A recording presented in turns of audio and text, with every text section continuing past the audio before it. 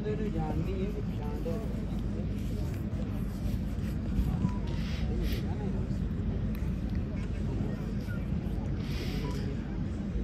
اقدس مسیح موعود علیہ السلام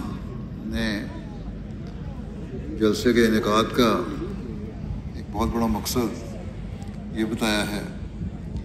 اور اس بات پہ بہت زور دیا ہے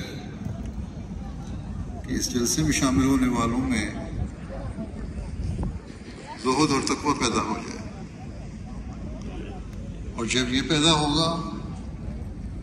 تو خدا تعالیٰ کا قرب پیدا ہوگا، اللہ تعالیٰ کے بتائے ہوئے راستے پہ انسان چلے گا،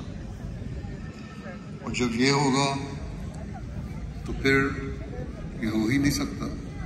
کہ انسان اللہ تعالیٰ کے حق ادا کرنے میں سستی دکھائے یا اس کے بندوں کے حقوق ادا کرنے میں سستی دکھائے۔